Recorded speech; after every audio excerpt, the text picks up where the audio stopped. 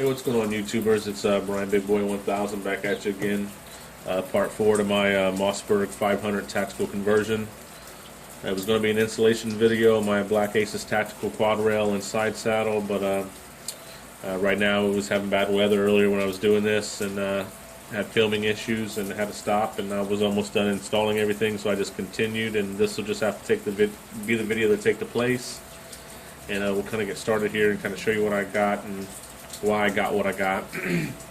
First off, I was just looking for a flashlight mount.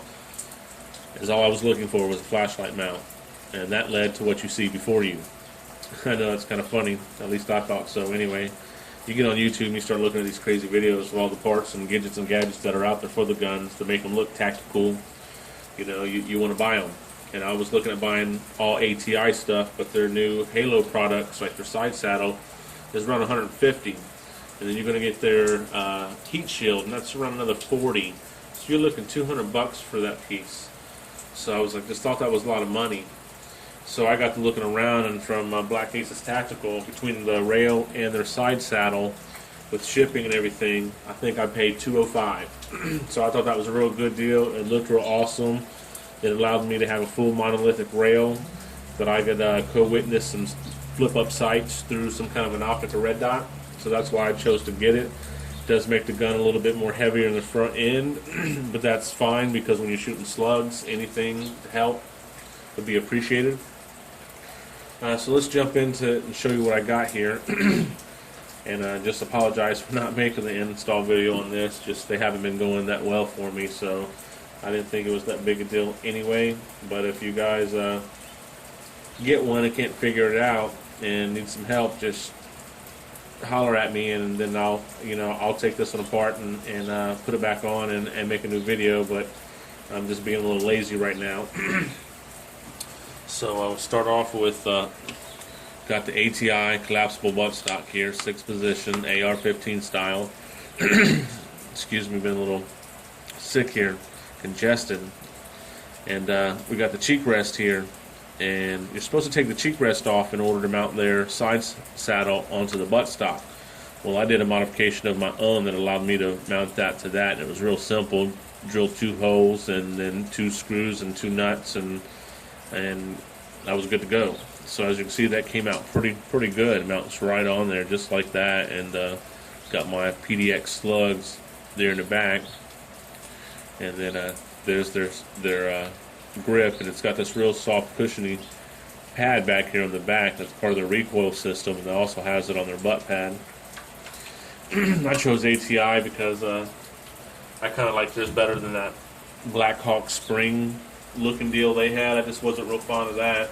And this one also allowed me, it has a sling attachment right there. And then moving on, if you've been watching me or watched one of my last videos, you know that I had an ATI forend on here, but the way it was shaped and curved here in the back, it was hitting my side saddle. So it was either not use this side saddle and keep the forend, or buy a new forend so I can use my side saddle. And that was no brainer. I want to hold more shells. So I was looking at buying the Hogue stuff when I first bought my shotgun, but just never broke down and spent the money. And any gun that I've ever owned, if there was a Hogue grip available for it, I bought it. So I wasn't hesitant to buy it. I was looking at getting another forend that had Picatinny rail, but I didn't want to mount really an AFG to, or a handle hanging from it, and the Picatinny would probably tear my hand up, and I wanted something I could hold on to, grip real tight, and feel comfortable. And that's the Hogue. It's a rubber over molded. It's real sticky. It's real comfortable, real solid. So I put that on there. And if you guys have been watching me, you also know that this gun comes equipped with a one-piece action slide assembly, which means that plastic forend that's on here with these rods were all one piece.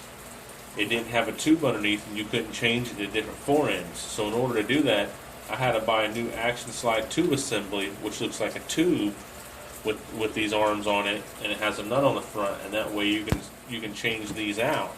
So those will get kind of expensive. Somewhere around $60-70 by the time you're done buying the nut and shipping and everything. You can have one of those, and I ended up buying it because I wanted to change my forend that bad. So, but I kept the stock one just in case, But I got that done, and I'm really happy with that. I'm really happy with the Hogue, and I'm glad I did that. I'm glad I changed my action slide assembly.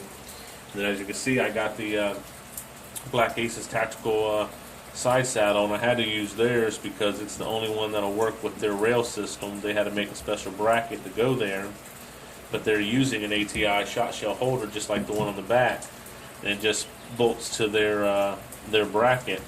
So that's kind of what I'm running there.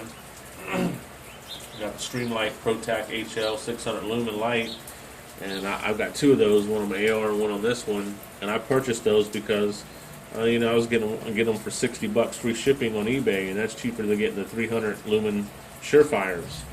So Streamlight's a real good solid light, and it's an awesome light. 600 lumens for $60. That's awesome. And then of course we got the Black Aces tactical quad rail there. Monolithic style rail. I'm gonna put some Magpul flip up sights. Probably going to put me a Bushnell TRS 25 or a Vortex Spark. I'm not going to waste the money on putting $200 and $300 flip up sights and $400, $500, $600 aim points and Neotex for this shotgun. It's a $300, $400 shotgun. I've already got enough in it the way it sits, so I don't want to spend more than $100 on a set of sights and more than $100, $150 on a red dot. And I'm going to go with the red dot.